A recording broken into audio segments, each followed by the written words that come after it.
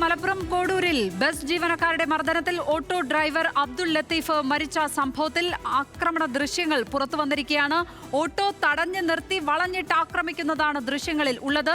സ്വകാര്യ ബസ് ഡ്രൈവറും 2 കണ്ടക്ടർമാരും ചേർന്നാണ് ലത്തീഫിനെ ക്രൂരമായി മർദ്ദിക്കുന്നത്. ആ ദൃശ്യങ്ങളിലേക്ക് പോകാം ആദ്യം.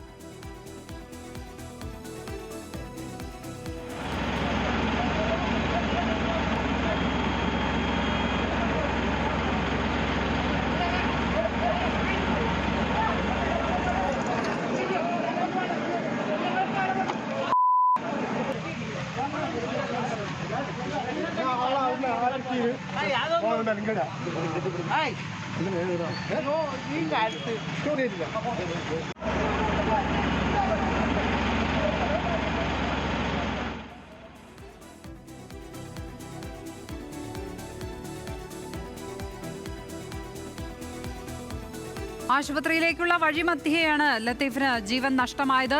ബസ് കാത്തു നിന്നവരെ ഓട്ടോയിൽ കയറ്റിയതിനെ ചൊല്ലിയായിരുന്നു ബസ് ജീവനക്കാരുടെ ഈ ക്രൂരമർദ്ദനം.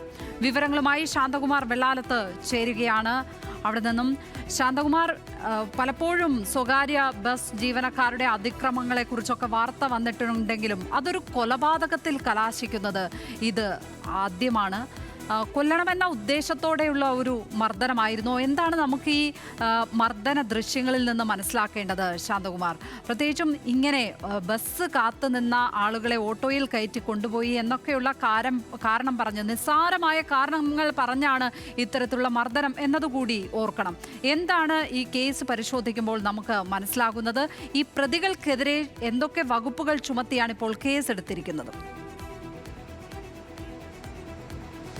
ലക്ഷ്മി നേരത്തെ പറഞ്ഞതുപോലെ തന്നെയാണ് നമ്മുടെ നാട്ടിൽ സ്വകാര്യ ബസ്സുകൾ പല വിധത്തിലുള്ള തർക്കങ്ങൾ ഉണ്ടാവാറുണ്ട്. അത് യാത്രക്കാരുടെ മുന്നിൽ, ജനങ്ങൾക്ക് മുന്നിൽ എല്ലാം പലപ്പോഴായി നമ്മൾ കാണുന്നതാണ്, വാർത്തകളെല്ലാം വരുന്നതാണ്. പക്ഷേ ഇത് ഒരാളെ തല്ലി, വളഞ്ഞിട്ട് തല്ലി ആ ആളെ ജീവൻ നഷ്ടമാകുന്ന ഒരു സാഹചര്യം ഉണ്ടായിരിക്കുകയാണ്. അതാണ് ഇതിലെ ഏറ്റവും വേദനാജനകമായ കാര്യം. ഇന്ന് രാവിലെ 11:30 മണിക്കാണ് മലപ്പുറം കോഡൂരിൽ വെച്ച് ഈ സംഭവം ഉണ്ടാവുന്നത്. അബ്ദുൾ ലത്തീഫ് അദ്ദേഹത്തിൻ്റെ ഓട്ടോറിക്ഷയിൽ 3 സ്ത്രീകളെ വഴിയിൽ നിന്ന് കയറ്റി. ഇത് പുറകെ വന്ന ഈ സ്വകാര്യ ബസ് അവരുടെ ബസ്സിൽ കയറേണ്ട യാത്രക്കാരായിരുന്നു. അതാണ് ഈ ഓട്ടോ ഡ്രൈവർ ആളുകളെ കയറ്റിക്കൊണ്ടുപോയത് എന്ന് പറഞ്ഞാണ് ഈ ഓട്ടോയ്ക്ക് ക്രോസ് ഇട്ടുകൊണ്ട് ഈ ഡ്രൈവറെ വലിച്ചിറക്കി സംഘടിതമായി വളഞ്ഞിട്ട് തല്ലുന്ന സാഹചര്യം ഉണ്ടായത്. അത് 2 കണ്ടക്ടർമാരും ഒരു ഡ്രൈവറുമാണ് ഈ ബസ്സിലെ ജീവനക്കാരെ വന്ന് മർദ്ദിച്ചത്. ഈ ബസ്സിൽ നിറയെ യാത്രക്കാരുണ്ട്. ഈ ബസ്സിൽ യാത്രക്കാർ കുറവുള്ള ഒരു ബസ്സല്ലായിരുന്നു ആ സമയത്ത്. അത് അത്രയധികം യാത്രക്കാരുണ്ടായിട്ട് പോലും 3 സ്ത്രീകളെ ഈ ഓട്ടോയിൽ കയറ്റിക്കൊണ്ടുപോയതിനാണ് അതിക്രൂരമായി മർദ്ദിച്ചത്. അതിലും ഈ മർദ്ദനത്തിൽ ഒരു കണ്ടക്ടറുടെ കയ്യിൽ ജാക്ക് ലിവർ ഉണ്ടായിരുന്നു. ഇത് അദ്ദേഹത്തിൻ്റെ ശരീരത്തിൽ പലയിടത്തും ഇടിക്കുകയും കുത്തുകയും ഒക്കെ ഇതുമൂലം ചെയ്തിട്ടുണ്ട് എന്ന് തന്നെ അദ്ദേഹത്തിൻ്റെ സുഹൃത്ത് തന്നെ നേരത്തെ പറയുകയുണ്ടായി. ഇവയെല്ലാം അദ്ദേഹത്തിൻ്റെ ശാരീരികമായ ക്ഷതമേൽക്കാൻ കാരണമായിട്ടുണ്ട് എന്നാണ് പോലീസും പറയുന്നത്.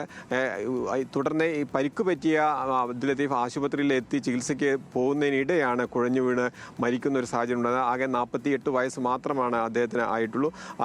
അത്തരത്തിലുള്ള ഒരു വലിയ പ്രായമൊന്നുമില്ലാത്ത ഒരു ഓട്ടോ ഡ്രൈവറെ അതിക്രൂരമായി മർദ്ദിക്കുന്ന ദൃശ്യങ്ങളും ഒപ്പം തന്നെ പുറത്തു വന്നു. ആ ദൃശ്യങ്ങളിൽ തന്നെ കാണാം അദ്ദേഹത്തെ അതിക്രൂരമായി മർദ്ദിക്കുന്നു, വളഞ്ഞിട്ട് മർദ്ദിക്കുന്നു. ജനങ്ങൾ, പ്രദേശത്തുള്ള ആളുകൾ എല്ലാം അത് തടയാനൊക്കെ ശ്രമിക്കുന്നുണ്ടെങ്കിലും അവയ്ക്കൊന്നും ഇവർ കൂട്ടാക്കുന്നില്ല. ഇവരെ തുടരെ മർദ്ദിക്കുന്ന സാഹചര്യമാണ് ഉണ്ടായിരുന്നത്. എന്തായാലും 3 പേരും, ഈ ബസ്സിലെ ഡ്രൈവറും 2 കണ്ടക്ടർമാരും പോലീസിൻ്റെ കസ്റ്റഡിയിലാണ്.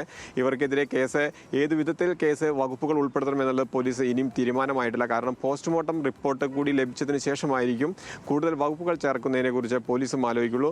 എന്തായാലും നമ്മളെ വളരെയധികം ആശങ്കപ്പെടുത്തുന്ന ഒരു ദൃശ്യം തന്നെയാണ് ഈ പുറത്തു വന്നിരിക്കുന്നത്. അങ്ങനെ ഒരു വാർത്ത തന്നെയാണ് പുറത്ത് വന്നിരിക്കുന്നത്.